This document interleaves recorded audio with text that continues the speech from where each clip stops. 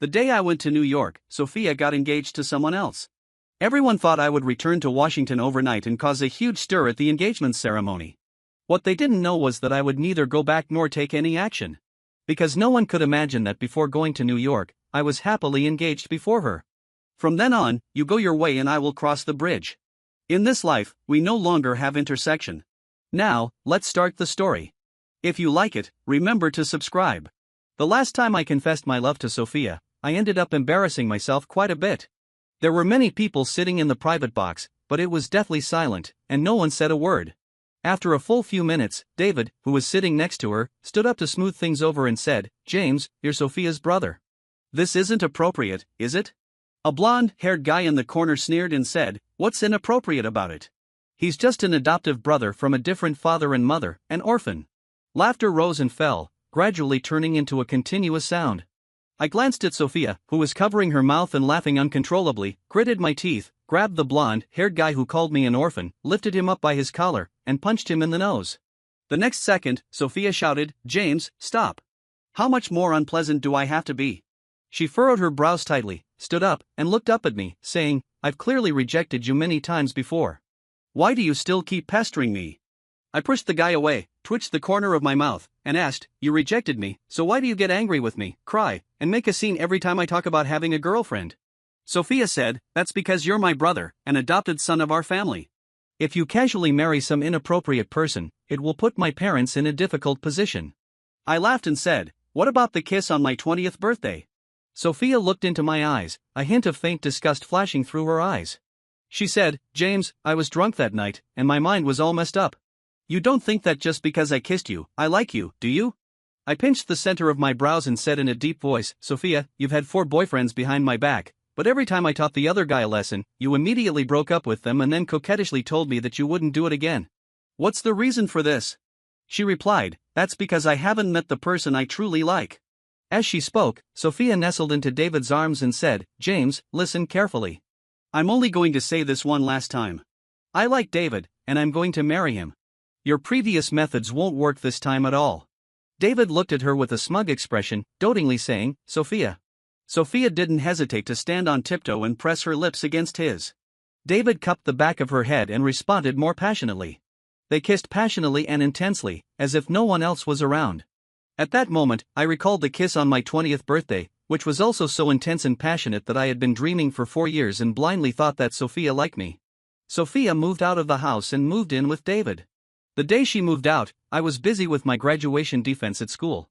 Choosing such a day was probably to prevent me from going to find David's trouble.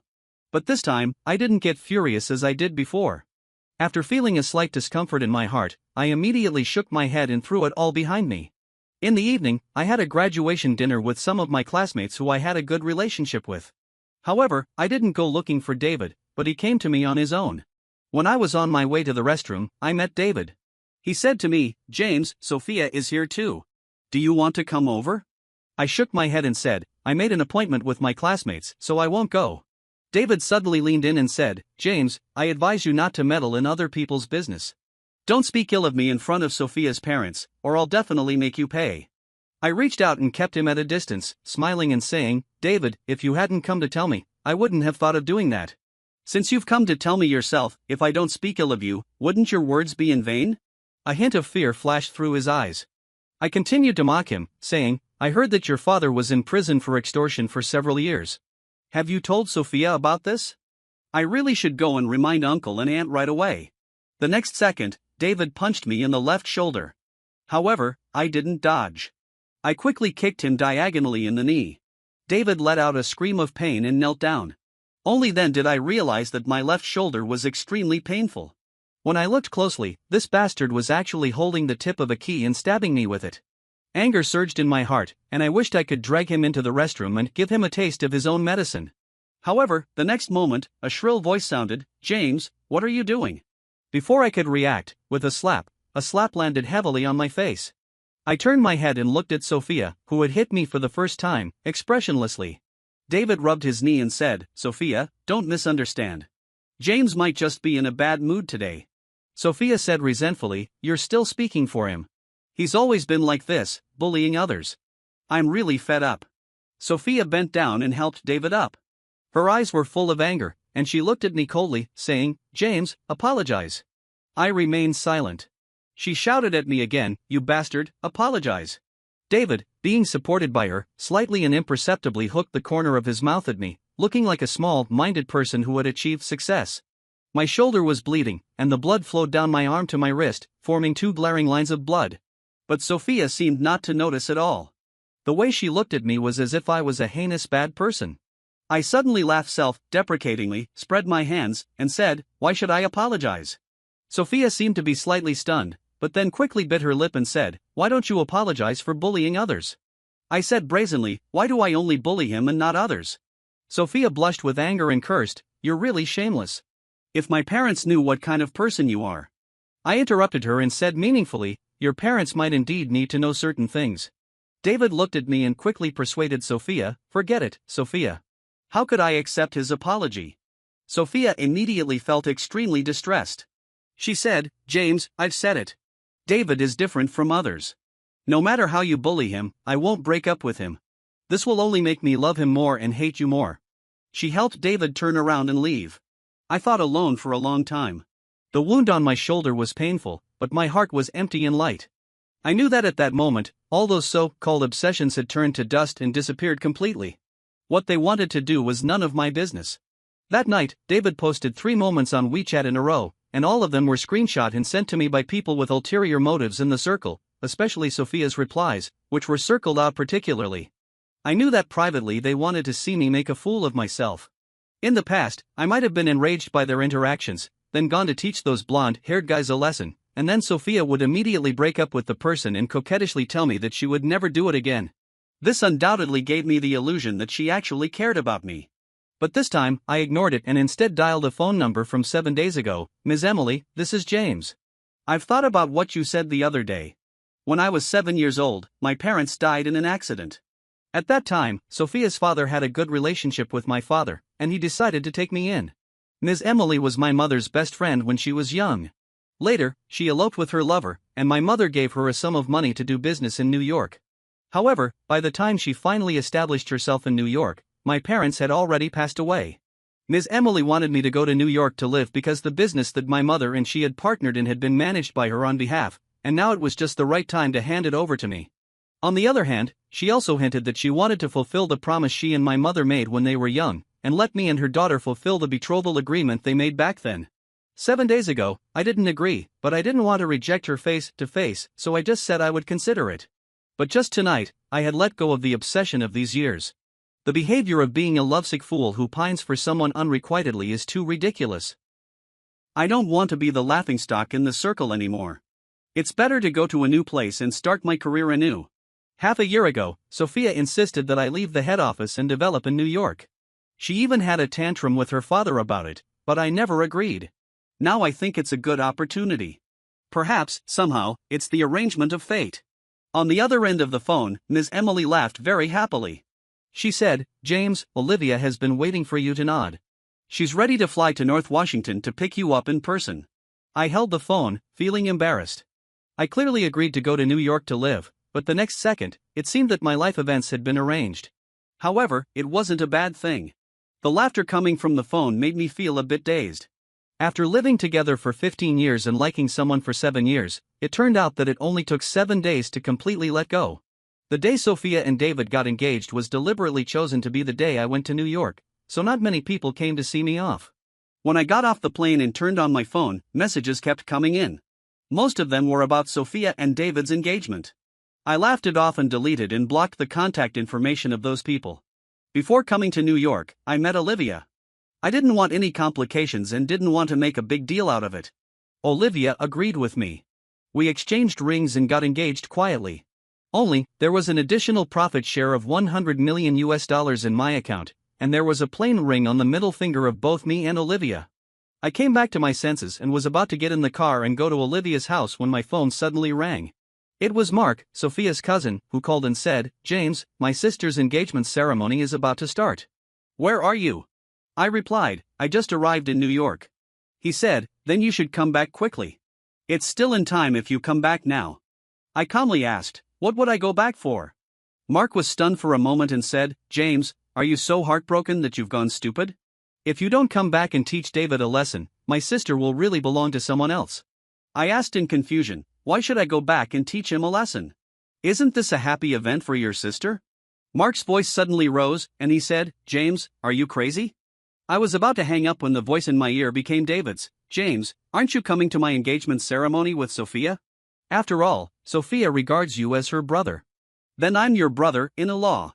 I'd really like to get your blessing. The two-person act was well played, but it was meaningless. I looked at Olivia not far away. She was leaning against the car, graceful and slender, with gentle eyes. My heart was also very calm. I said, okay, then I wish you two love each other until old age and be together for a lifetime. Sophia was wearing a very beautiful silk dress. Her hair was beautifully braided, and her makeup was light. At this time, she was eating matcha cakes with several girlfriends in the garden. However, from time to time, she would glance at Mark and the others not far away. She knew that these people were sending messages to James again, just like countless times before. Whenever a man appeared around her, these people would immediately tell James, and then James would come to find trouble with the other person, even fight. She seemed to hate James' strong control over her, feeling like she was being objectified. But actually, she understood that it was precisely because of this that she could take it for granted to dump those men. And this time, James would probably come to cause trouble as well, so she deliberately chose the day James went to New York. However, unfortunately, the auspicious time for the engagement ceremony was calculated to be at 6 o'clock in the afternoon. Sophia was quite unhappy about it. After all, if James got the news, he could fly back immediately and probably just catch the start of the engagement ceremony. Her girlfriend said, Sophia, what if James runs back to find you? Another girlfriend said, yeah, you're getting engaged to someone else. I think if he knows, he'll probably be furious. But I've seen that he's been quiet these days. You and David have been so affectionate, and he hasn't made a sound. If it were before, he would probably have come to disrupt the event long ago. Sophia was poking at the tip of the cake with a fork but didn't eat it for a long time. Her mind was filled with the last two sentences her girlfriend said. James had indeed been very quiet recently, too quiet to be normal.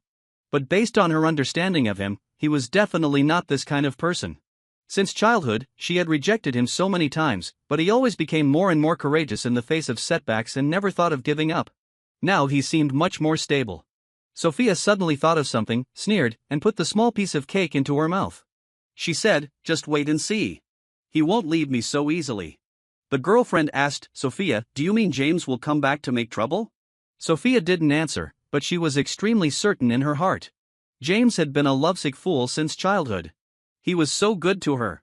No matter how willful she was, he could convince himself to tolerate her. Compared to his own dignity, he couldn't bear to see Sophia get the slightest bit of hurt. Sophia knew that James was just using a retreat as advanced strategy. She dared to guarantee that at the latest, James would appear before the engagement ceremony started.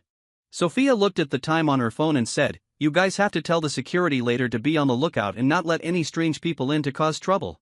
As soon as she finished speaking, she saw Mark walking over with a swagger. Cousin, it's James. James is here. His car is already outside the door. Sophia felt a strange sense of joy in her heart, but then continued to say with a cold face, I think he just refuses to repent and just won't let me go. Mark replied, Sister, what are you going to do? If he makes trouble, our Sophia family will lose face. Sophia snorted coldly, stood up, picked up the hem of her dress, and walked out lightly. She said as she walked, I'll go and see what he's going to do to me. The girlfriends all followed Sophia out. But just as they left the garden, David called out to her, Sophia. David was wearing a well-tailored dark blue suit, paired with a plain silver, gray tie. The engagement ceremony was at 6 o'clock, and there were still a few hours left. David was anxious in his heart, but he didn't show it on his face. He asked, Why did you come out? Sophia stopped. Her gaze fell on David. David was very gentle and elegant, the kind of warm-hearted man who could easily make a girl fall in love with him, different from James' casualness. Because of his poor background, David's personality was a bit timid, and he always spoke softly. When she met David, she was extremely annoyed with James. So she easily fell in love with David. Moreover, different from those previous men, her acquaintance with David originated from a heroic rescue. Many women have such romantic fantasies of being rescued by a hero. So her feelings for David were very different from the nonsense with those previous boyfriends. David said considerately, I heard that James is back. I don't know if you don't want to continue with the engagement today, Sophia. I can understand. He smiled faintly, stopped talking, and just looked at Sophia's eyes sincerely. In a relationship, many men feel that they are not good at expressing themselves, or they don't know how to express their feelings for their partners. Expressing those delicate emotions makes them feel resistant during the narration, and they stop in the middle of being overly affectionate, forgetting the love words they were going to say. But there are some men who are also not good at speaking, yet they don't need to reveal their feelings. Just one look. One body movement can replace thousands of words. In this way, they don't need to say those overly affectionate words and seem very awkward, but they are still affectionate enough to make sensitive-minded women involuntarily feel a sense of maternal pity. At this time, David's eyes clearly had this effect. Sophia replied, "How could that be?" She shook her head vigorously, nestled into David's arms, and said, "David, don't worry. I will never go with him." David nodded, held Sophia's shoulders, and patted her gently. He said, "Sophia, I'm okay. No matter what choice you make, as long as it's what you really want, I'll be happy for you." David's eyes were slightly red, filled with obvious reluctance, yet the words that came out of his mouth were quite pleasing to Sophia. So Sophia rubbed against his chest coquettishly. At this moment, she wished she could stay in David's warm embrace forever. Mark's eyes held a triumphant smile as he said, "How could that be, David? My sister doesn't like James at all. He's arrogant, aggressive, and my sister can't stand him. There's no way she'd go with him." Mark also disliked James intensely, and his reasons formed a self-contained logic. Mark always considered himself the only male descendant of Sophia's family. Although his uncle and aunt were the bosses of the Thunder Group, and Sophia was their only daughter, he harbored a deep-seated fantasy. He thought that if James hadn't been adopted, as the only male in Sophia's family, they would surely entrust the family business to him in the future. His fantasy, like a wisp of light cloud floating in the sky, couldn't stand scrutiny, but it wasn't exactly despicable either. Perhaps if he thought it through carefully, he could distinguish between fantasy and reality. However, this fantasy was so deeply ingrained that it subconsciously intensified his emotions, making the false effect the real. So he hated James. Even though this hatred was based on a false set of logic, he couldn't control it because things that one dreams of but can't have always need an outlet. Over the years, his favorite thing to do was to see James embarrassed. Now that James had been sent to New York, few people in Sophia's family had seen him off. Even half a month ago, Mark had packed all of James's luggage and sent it to New York in advance, as if he was afraid that James would stubbornly refuse to leave. Mark was extremely happy now. Anyway, he would support whoever became his brother-in-law, as long as it wasn't James. Sophia suddenly looked at Mark in confusion and said, "Weren't you always on good terms with James?" Mark sneered, "How could I be on good terms with him? I hate James the most." Now that everything was settled, Mark didn't want to pretend anymore. In the past, he had deliberately pretended to be brothers with James. Now that he didn't have to pretend, he felt refreshed. So Mark didn't notice the strange expression on Sophia's face and continued talking to himself, "Sister, how about this? You stay with brother-in-law, and I'll go deal with James. Don't worry, I'll make sure he's thoroughly humiliated." Sophia asked, "What do you want to do?" He replied, "Get a few bodyguards to beat him up and throw him out of the gate. He dared to crash your engagement when you're getting engaged to someone else. If this gets out, his parents' coffins would be shaking." Suddenly, Sophia raised her hand, and the clear sound of a slap echoed. Everyone was stunned. Especially David, who frowned tightly, instantly feeling that something was seriously wrong. He saw Sophia's eyes gradually turning red, and Mark glared at her, growling, "Sister, what do you mean by this?" Sophia said calmly, "James is my nominal brother after all." Sophia's face was extremely ugly. She continued, "You usually call him brother, but secretly you want to humiliate him. You really disgust me." Mark gritted his teeth and retorted, "What do you mean I disgust you? What are you pretending to be now? Don't you actually hate him the most? Do you think no one can see your little thoughts? Why are you suddenly acting like a saint?" Sophia stood there, not speaking for a long time. Did she really hate James as they said? But when James first came to Sophia's family, they had the best relationship. Sophia would obediently follow behind her brother, sharing her favorite candies with him. She would pester her brother to tell her stories. She would tell others that her favorite person was her brother. When she fell and got hurt, it was James who comforted her and carried her home. When she was bullied at school, it was James who rushed to her side immediately to stand up for her. James had cared for her since they were young, and she had been the most dependent on him. At first, she really liked to stick to James. When did things change? Sophia suddenly felt a bit lost in her heart. David's sigh suddenly pulled her thoughts back to reality. She thought, yes, James must have changed first. After growing up, due to the favor of Sophia's family, he became more and more arrogant, with a wild and unruly personality, strong possessiveness, and overbearing. He wouldn't allow her to date other men and would often fly into a rage. That's why she grew to dislike him more and became more and more distant from him. It must be like this. That's why she wanted her father to send him away, to make him stay far away from her in New York. She did this just to make James respect her and understand that she wanted freedom. When he understood this, she would naturally go to him. With their relationship of so many years, how could she really be willing to be separated from him by such a long distance? But now it seemed that James was still stubborn and insisted on ruining her happiness on this joyous day. He was really hateful. As soon as he arrived, he turned Sophia's family upside down and also sowed discord between their siblings. This kind of psychology is not difficult to understand. It's easier to blame others than to admit one's own mistakes. It's safer to follow the established path than to change one's mind. Sophia had given James hints more than once, and she had even sabotaged James's relationships. But at this moment, she was complaining that James wouldn't let her date others, completely forgetting what she had done.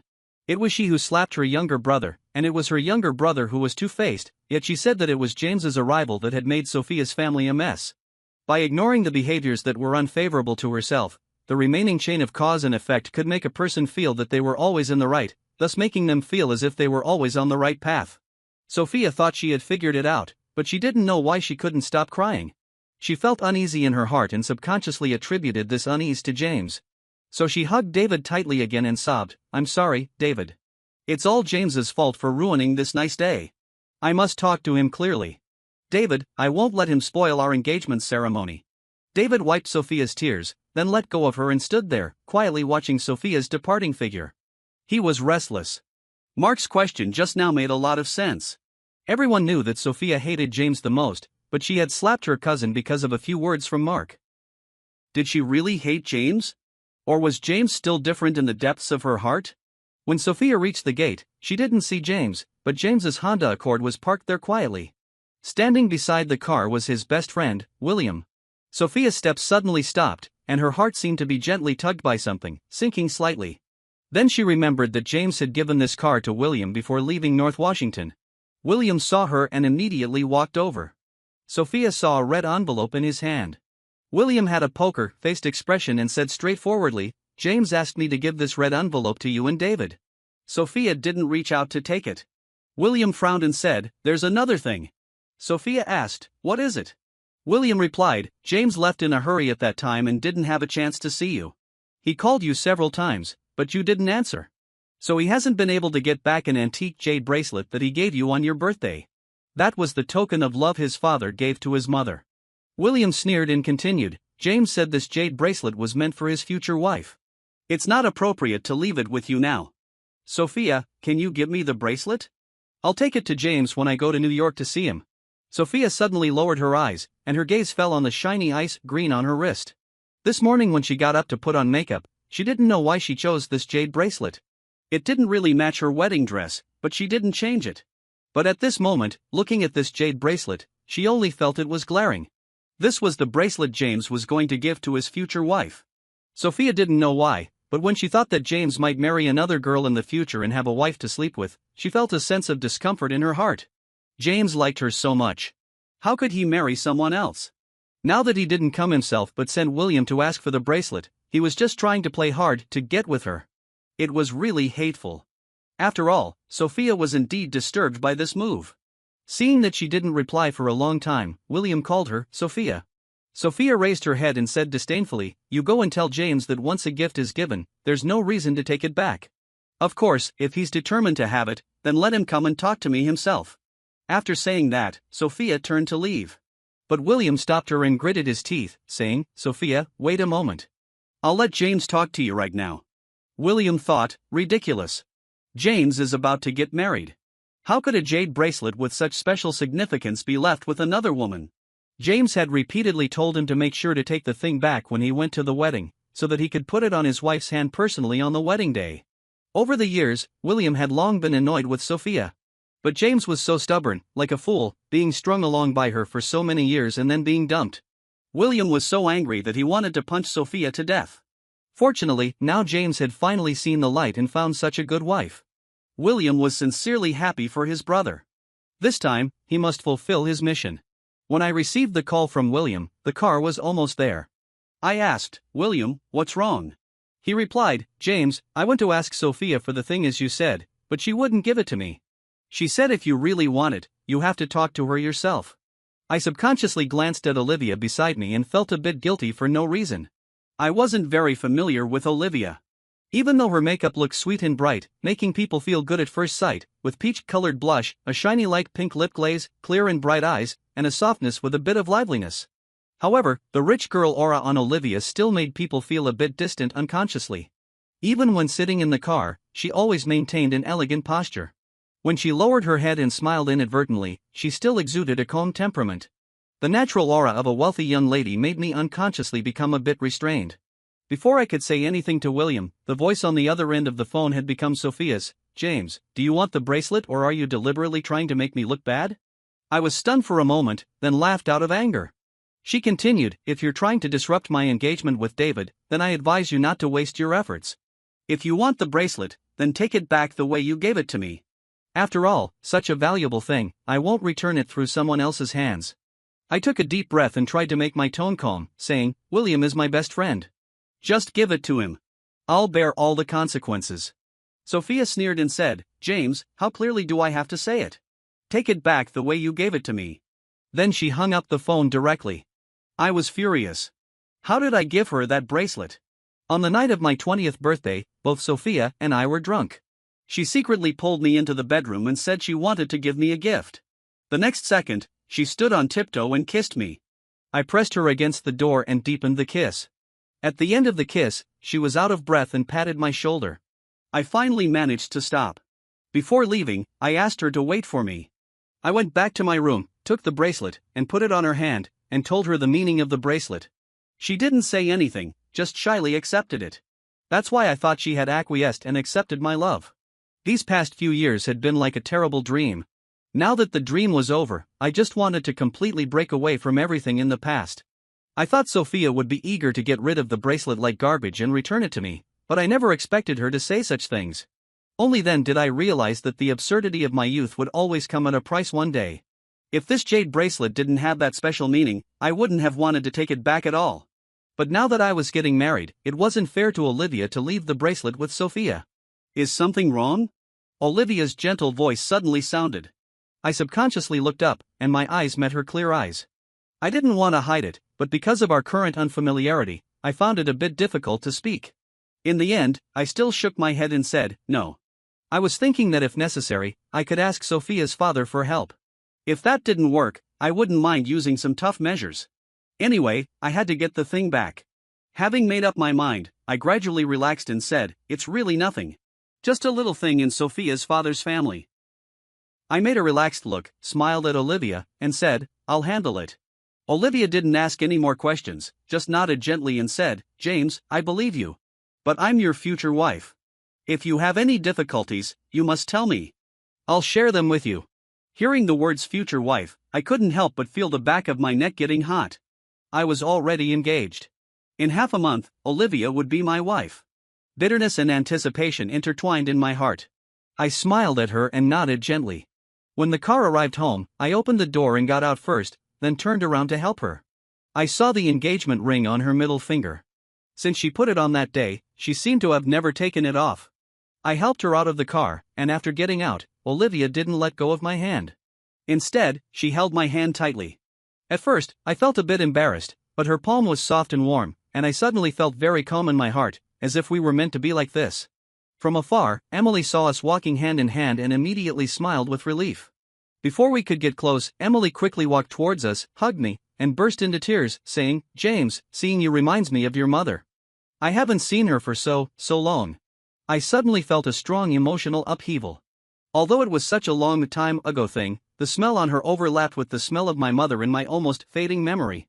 Olivia stood aside and quickly joked, "Aunt, James is almost being strangled out of breath by you." Emily married Olivia's father when she was 40. She didn't have any children of her own in her life but regarded these children without blood relations as her own. Olivia had always respected her. I had known these things for a long time. So I had always been puzzled why Olivia would agree to this verbal engagement, as the whole thing had nothing to do with her. But Emily just told me to rest assured and said that I would naturally know the reason in the future, so I didn't ask any more questions. Emily laughed when she heard this, let go of me, wiped her tears, and said, James, come home with Aunt. I subconsciously looked at Olivia. She was also looking at me, with the green trees behind her, lush and green. When I looked over, there was a gentle smile in Olivia's eyes. She also reached out her hand to me and said, James, let's go home. 20 minutes before 6 o'clock, David had finished the preparations before the ceremony, but Sophia hadn't come out of the dressing room upstairs. David hesitated for a moment and then walked over. The door of the dressing room wasn't locked, and faint voices of conversation came out. A female voice said, Sophia, is James really not coming back? Another person replied, if he was coming back, he would have come by now. Even if he took a rocket, he couldn't make it in time. The female voice said again, Sophia, actually I've wanted to ask you for a long time. Do you really have no feelings for James at all? You grew up together, and he's always taken care of you and protected you. You've always been the only one in his heart. David's breath caught, and he subconsciously frowned. There was silence in the room for a long time. Then Sophia's voice slowly sounded, no feelings. Would you have feelings for a dog, like admirer? Sophia pretended to sneer with contempt. But she remembered that James wasn't much older than her. Yet he always took care of her and protected her like an elder brother. He made sure she was never bullied during her primary school days. She also remembered the night of James's birthday. She kissed him. But she was sure it was the effect of alcohol that made her dizzy and kiss him and accept the bracelet. The female voice said again, such a handsome dog, like admirer, I definitely would have feelings for him. Another person chimed in, yeah, several of my girlfriends have a crush on him. Do you remember the horse racing event last year? The female voice replied, yes, I do. James wore a black knight's jacket and won the championship. I still remember him standing on the podium, taking off his hat to salute, with a confident and hearty smile. Sophia certainly remembered. She also remembered that day when James gave a speech. He said that he wanted to dedicate this victory to the special her in his heart. That day, James was extremely happy. He kept showing off to her, showing her his medal and pony, and talking to her a lot. Seeing that Sophia ignored him, he teased, the lady who presented the award today was very beautiful. At that time, Sophia glared at him sulkily. It was not until he said that she was the only one in his heart and that he had only caught a glimpse of that lady out of the corner of his eye that she calmed down and the corners of her lips curled up slightly. Both she and James loved horse riding. And James's pony was still raised in the Sophia family's horse farm. The next second, David suddenly pushed the door open, interrupting Sophia's train of thought. He called out her name, Sophia. David was wearing a dark blue single-breasted suit. It was almost an exact copy of the one Sophia's father had worn when he got engaged. Sophia's father came from an ordinary background. Back then, he saved a beauty in distress, which led to a beautiful marriage. Even today, many people still talk about it with relish. Sophia was most proud of her parents' deep love for each other throughout their lives. Perhaps that's why, when David saved Sophia, she developed special feelings for him. Now, David, standing in front of her, was as gentle and steady as her father in the old photos. Sophia's heart was once again surrounded by that so-called sense of fate. Many people believe in the word fate, either pinning their hopes on accidental coincidences or on metaphysical prophecies. That feeling is so strong that even if the relationship is lacking in some aspects, the throbbing brought by fate can fill it up. So, even though she had never thought of getting engaged and married to David, today, Sophia suddenly felt that she should complete this perfect engagement ceremony with him. David smiled at her and held out his hand. Sophia stood up, picked up the hem of her dress, and walked up to him. David said, I was worried when I saw you didn't come downstairs for so long. Sophia replied, it's okay now. Let's go over there. David asked, is everything okay with James? She answered, yeah. Sophia's eyes glanced over the jade bracelet on her wrist and said, James is arrogant and self-centered. It's best if he stays in New York for the rest of his life. I don't want to see him again. David felt a sudden joy in his heart. But on his face, he still showed a worried expression. Is that really okay? After all, he is your. Sophia interrupted, no matter who he is, I don't want to see him again. Sophia gently took David's arm, and David didn't say anything more. He led Sophia downstairs. It was 6 o'clock, and his engagement ceremony was about to start. From today on, David would no longer have to live that poor life. He wouldn't have to live in a mixed-up civilian house or squeeze into a small room with his brother. His family members would all rise in status along with him. Sophia was the only chance God had given him to cross social classes, and he would hold on to her tightly and never let go. Olivia and I set our wedding date for half a month later. The schedule was tight, but Olivia's family had actually started preparing for our wedding many years ago. So, although we were busy, everything was progressing smoothly. Ms. Emily told me that Olivia had a serious illness when she was a child. After she recovered, her father specially took her to worship Buddha. It was said that she must get married in September of her 25th year, and then she would live a long, healthy, and auspicious life. Olivia's elders believed in these things very much. When Ms. Emily first mentioned this marriage on the phone, she calculated my 8 characters. She said that Olivia and I were a match made in heaven according to our 8 characters. So, after I agreed to the engagement, the whole family was extremely happy. I received many precious gifts. The most meaningful one was an antique brooch left by Olivia's biological mother. When Olivia gave it to me, I felt very guilty. The most suitable gift for me to give her in return should have been the bracelet my father gave to my mother, but it was still with Sophia. Perhaps noticing that I was in a low mood, Olivia went for a walk with me in the garden. She asked, "James, are you unhappy?" She looked at me worriedly. My eyes fell on the shiny blue on my chest. Even if I didn't know much about precious things, I knew it was priceless. Since I was a child, I couldn't stand others being nice to me. For every bit of kindness they showed me, I felt the need to repay them 10 or even 100 times. I thought about the gifts I could give to Olivia in my mind, but I always felt that none of them were good enough. Already feeling extremely guilty, when I met Olivia's gentle eyes, somehow, my guilt turned into anger. My blindness in the past dozen years had made me a complete fool. I suddenly laughed out loud, but at the same time, my eyes became red with tears. Olivia looked at me in a panic, quickly took out a handkerchief from her pocket, and was about to wipe the moisture from the corners of my eyes. I waved my hand, casually wiped the corners of my eyes, and replied, "I'm not really unhappy. I just suddenly realized how stupid I was in the past." She was stunned for a moment, then said seriously, "No, you're not, James. No matter what you've been through, no matter what others say about you, I think you're amazing. As long as you put your heart into it, you can succeed in anything." She praised me so sincerely that I almost lost myself. I laughed and said, "Olivia, you're making me feel so embarrassed with your praise. Who can resist such flattery?" She suddenly blushed and said in a low voice, "I've only praised you." I asked in confusion, "Haven't you had a boyfriend?" She replied, "Does the one in kindergarten count?" I widened my eyes in an instant and asked in confusion, "Haven't you had one since you grew up?" She lowered her eyes and didn't speak, just shook her head. I asked again, "Then have you ever liked someone?" Olivia paused for a few seconds, then finally pursed her lips and said, "Yes, I have. But unfortunately, he didn't like me." I kind of understood. So, probably the person Olivia loved had someone else in his heart, so she became disheartened and agreed to this engagement. For some reason, I suddenly felt a bit of unease, but soon, I comforted myself. It was better this way. At least I wouldn't feel too guilty. Before leaving, Olivia said to me, "James, I hope you can truly consider me as your future wife in your heart. I know you always keep a lot of things to yourself, but if you can share some of them with me occasionally, I'll be very happy." After she said that, I felt that my heart seemed to open up a little bit. I nodded and said, "Olivia, I will." I gave Olivia a pink diamond first. It wasn't particularly expensive, but the ring setting was designed by myself on a whim. This gift was very sincere because when I designed it, I wasn't thinking about giving it to Sophia. At that time, I missed my parents, so I turned my thoughts into every line drawn with a pencil. The wedding preparations were in full swing, but we didn't announce it to the public. I didn't want to make a big fuss. After all, the matter between me and Sophia hadn't been completely resolved. When I left, Sophia probably decided not to see me again. So, almost all of my things were packed and sent to New York, including all the small items Sophia had given me over the past dozen years.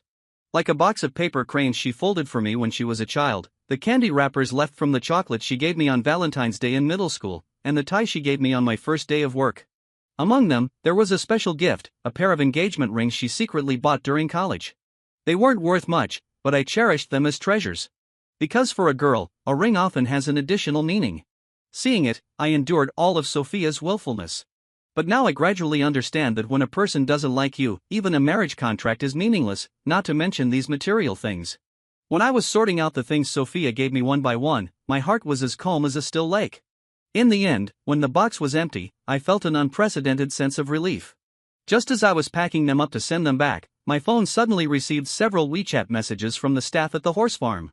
My pony was sick. It was listless all day and refused to eat fodder. When I saw the photos, I was extremely worried. The staff said that the pony probably missed me because I used to visit it every few days, but this time I didn't go on time. I quickly called to inquire. The person on the other end said, "Mr. James, Sophia is here. Let her talk to you." I was stunned for a moment, and then Sophia's clear voice came through. "James, have you forgotten the promises you made when you first got this pony? How can you be so irresponsible?" Of course, I hadn't forgotten. All the children in the Sophia family had their own small pets, and the only requirement was that they had to be responsible for the pets they chose, take good care of them, and never abandon them halfway. I said, "Wasn't it you who asked Sophia's father to arrange for me to come to New York?" Sophia replied, "James, why do you always make excuses? If you really cared about the pony, you wouldn't have left it. You would have refused my father's arrangement and not come to New York. To be honest, you don't really care about your pony at all." At that moment, Sophia's heart skipped a beat. She seemed to hear her inner voice. James actually didn't care about her that much. Otherwise, he wouldn't have really gone to New York, wouldn't have been indifferent when he knew she was engaged, wouldn't have not shown up at the engagement ceremony, and wouldn't have asked for the jade bracelet back. I rubbed my forehead and said, "Sophia, I'm not in the mood to argue with you right now. I advise you not to make trouble. I'll find time to go back and see it. If possible, I also plan to bring it to New York." Sophia's voice trembled with a hint of resentment. "Do you plan to never come back to North Washington?" I lowered my head and smiled. "That's not impossible. Yeah, I was going to start a new family in New York. Naturally, my focus of life and work would shift here in the future, but there was no need to tell Sophia this. Sophia said coldly, "James, you always have to have the last word. Aren't you being childish? You'd better not regret it." I said helplessly, "What would I regret?" She replied, "David and I are already engaged." I asked, "So what?" She said, "We're finalizing the wedding date." I answered, "And then?" She said, "James, don't tell me you don't understand. If I really marry David." I laughed, feeling relieved and carefree, and interrupted, "Ha, sis, it's a good thing that you're getting married. Does your brother need to give you a gift?" Sophia suddenly fell silent on the other end of the phone. I didn't wait for her to say anything more and hung up the phone directly. When we were 16, we fell in love for the first time, and since then, our feelings grew deeper and deeper. She didn't allow me to call her sister, and she refused to call me brother anymore. Now, so many years have passed in a flash, and we've finally returned to the most appropriate position at the beginning. I'm not interested in hating her, nor do I bother to blame her. After all, we've been together day and night for so many years, and it's only right to give her a gift. I called Sophia's father. After greeting him and Sophia's mother, I gently brought up the matter of the bracelet. I said, "Uncle, I was young and ignorant in the past, and I made a lot of jokes. Now, when I think about it, I always feel regretful and ashamed. Since my sister is already engaged, I think it's better not to cause any unnecessary misunderstandings." Sophia's father sighed on the phone and said, "James, your uncle has always liked you very much and regarded you as his own son. Actually, I've always wanted you to be our son-in-law. Your aunt has been crying when she mentions you these days." I understood their sadness. In fact, I felt sad too, but this sadness was more because of the sincere love these two elders had for me. So I said, "Uncle, feelings can't be forced. A forced marriage won't bring happiness." He said, "Sophia is too willful. She just..." I interrupted, "It's okay, Uncle. Whomever my sister likes, she should marry. There's nothing wrong with that." He was silent for a long time, then said, "Uncle will help you get the bracelet back. In a few days, your aunt and I are going to New York to attend a wedding. I'll give you the bracelet in person then." I thanked him and hung up the phone. Just then, the staff for handling the consignment arrived. The packed gift boxes were loaded onto the car and would soon be safely delivered to Sophia. In a few more days, Sophia's father and the others would come to New York. After getting the jade bracelet back, those absurd things from my youth would be completely over. From then on, there would be no more connection between Sophia and me. After Sophia got engaged, she had more and more gatherings with her girlfriends. Once, when she went to the restroom, she heard William talking on the phone. William said, "Dude, I'm leaving for New York tomorrow. We've made an agreement. You have to ask your wife to introduce a bridesmaid to me." "What?" "Your wife has found 7 bridesmaids. James, you're my savior." Sophia was standing in the long and empty corridor. William's excited voice seemed to still be echoing in her ears, and finally, only the word James remained. Sophia thought she might be drunk. Otherwise, how could she hear such ridiculous words? Right, she must be drunk to have such a hallucination. Or maybe it was because she missed James that she mistook someone else's name for James's. Sophia leaned against the wall and staggered over, shouting, "William!"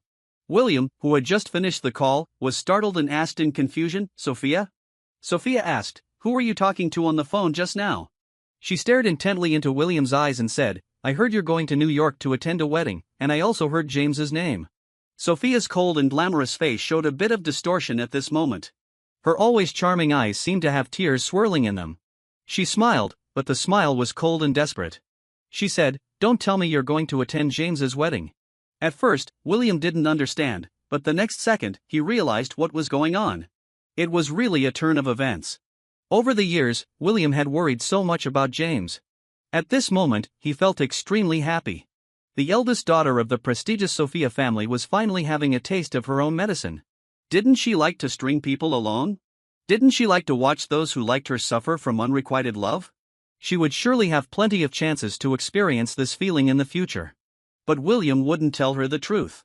Since James didn't want him to, he definitely wouldn't. He wouldn't let Sophia know and go to New York to cause trouble. This was the most important day of his best friend's life, and he couldn't let this unlucky woman ruin it. He sneered and said, "You heard wrong. I'm indeed going to New York to attend a wedding, but I'm going with James. It's one of our former classmates getting married." Sophia seemed not to believe it and said, "I'd never heard that James has a close relationship classmate in New York."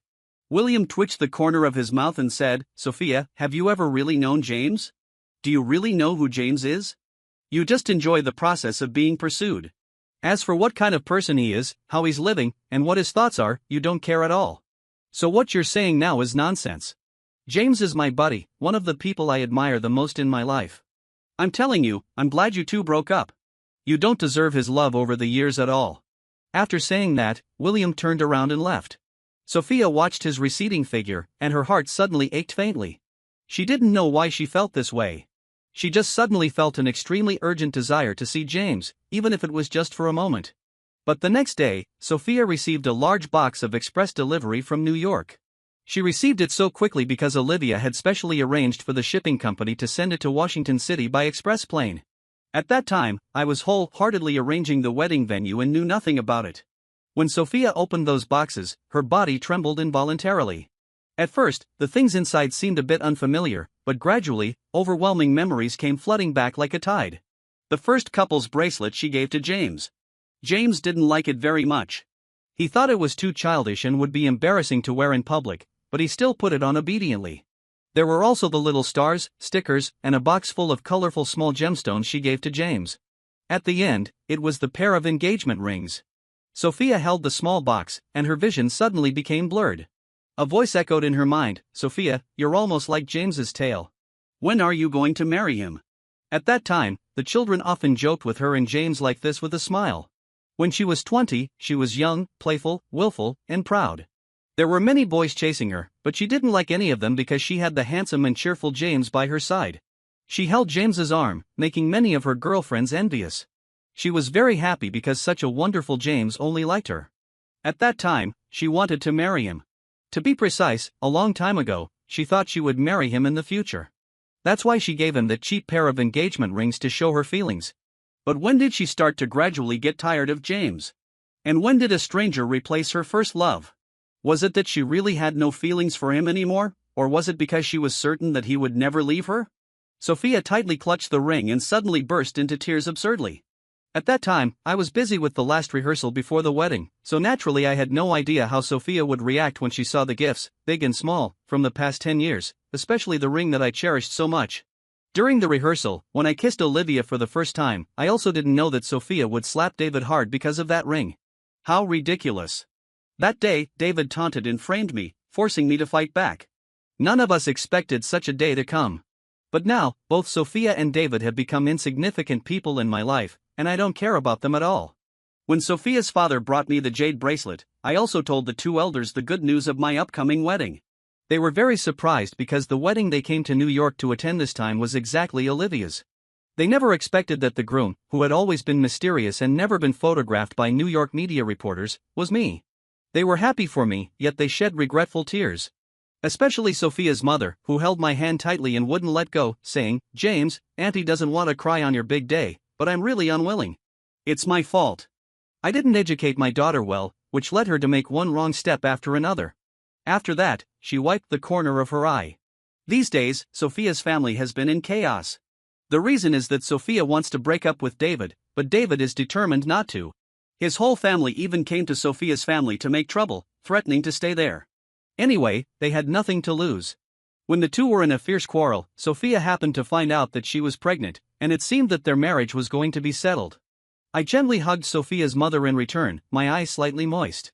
Thinking of the days when I first went to Sophia's family, crying for my parents every night, and Sophia's mother holding me to comfort me, and those carefree years when they loved me like their own son, I said in a hoarse voice, "Uncle and Aunt, it's not your fault." Finally, she sighed and said, "My child, it's our Sophia who has no fortune.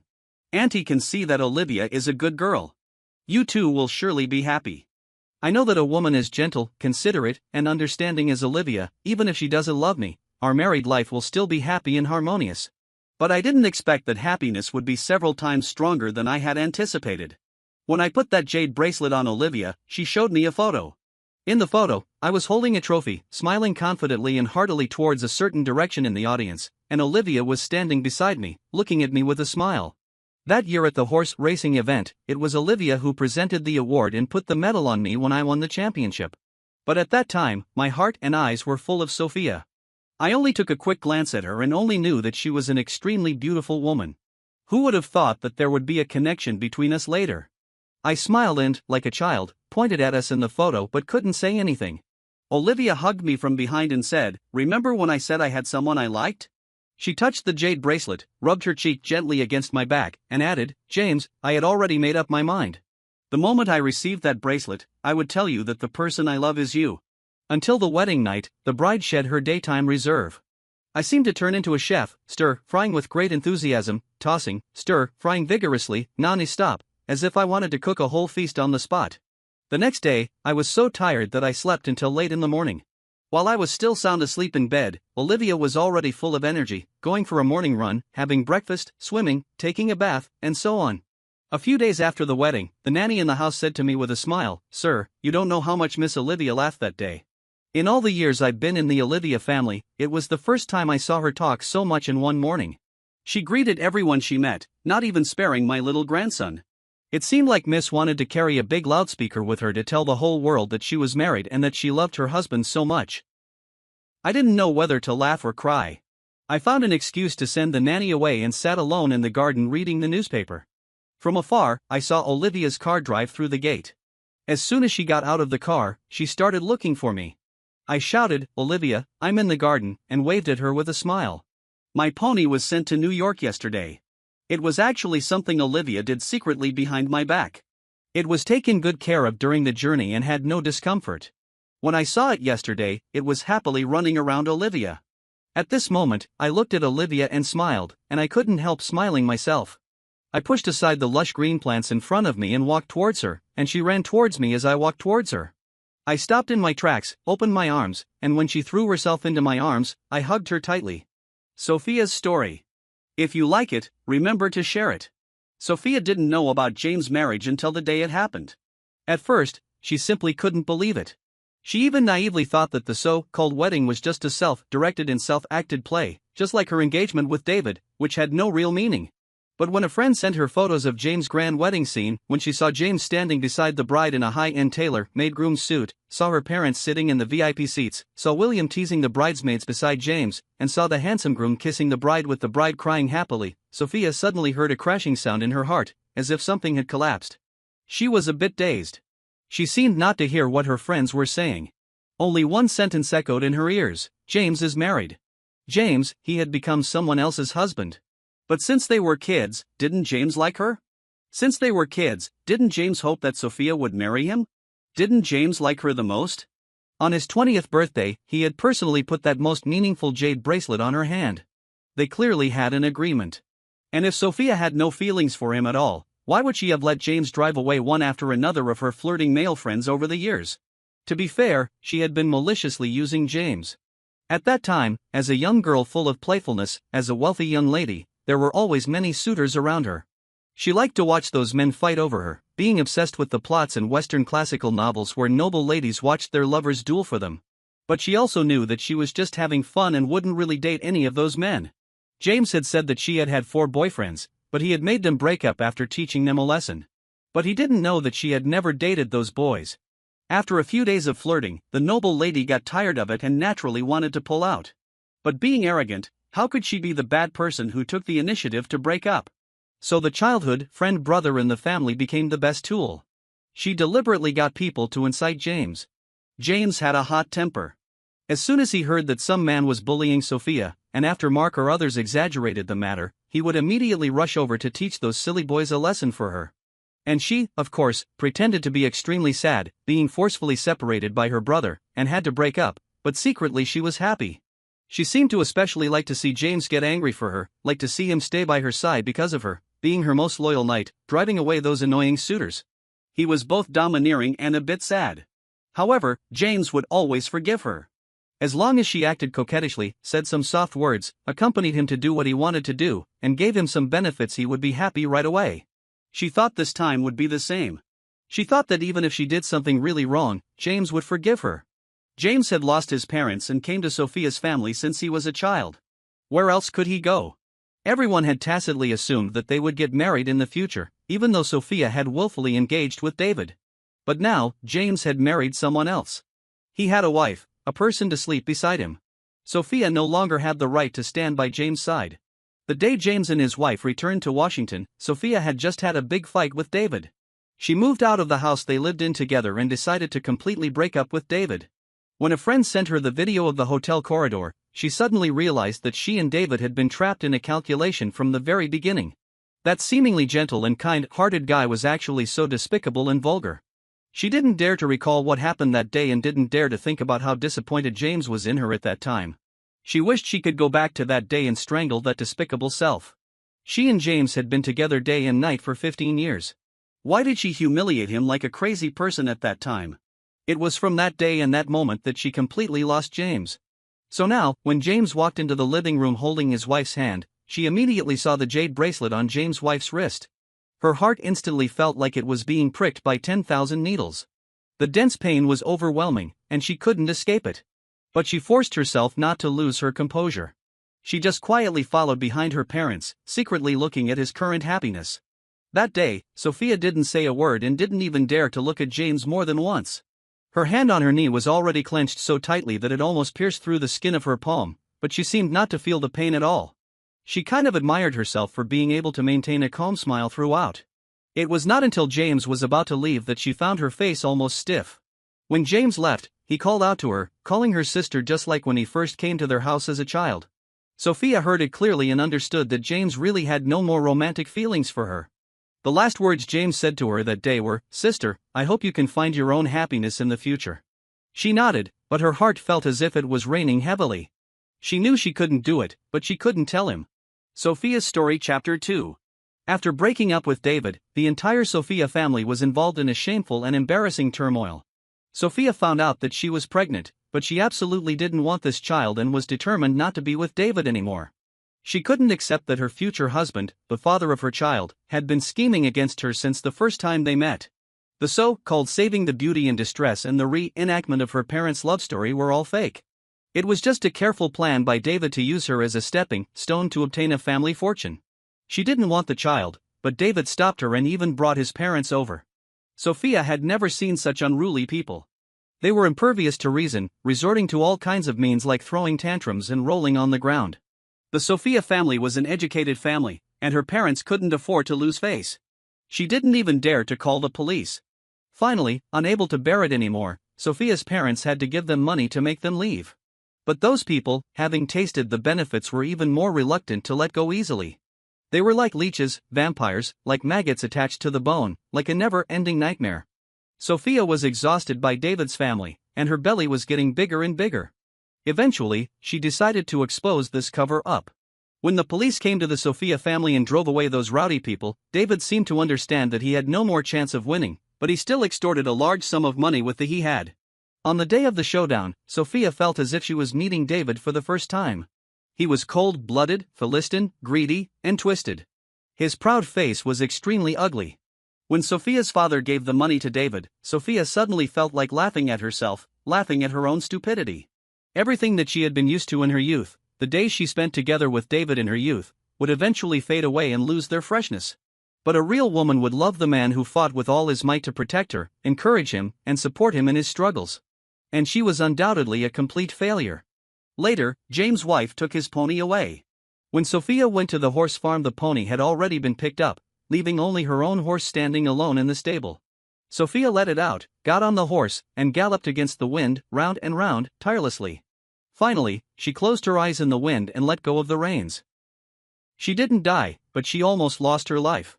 Her parents cried heart-brokenly by her bedside. It was as if Sophia finally grew up at this moment. She endured the intense pain to comfort her parents, thinking in her heart that she couldn't live such a life anymore. Not long after David returned, he was sentenced to prison for extortion. The father-in-law who had made the most trouble and his half-brother were also imprisoned. The rest of David's family quickly dispersed like a tide. They had received some money before. Although they were not very satisfied, it was better than nothing, so they took the money and went back to their hometown. The life and death of these people, including David, had nothing to do with them anymore. Only David's stepmother, because of her son's imprisonment, almost cried her eyes out and hated David to the bone.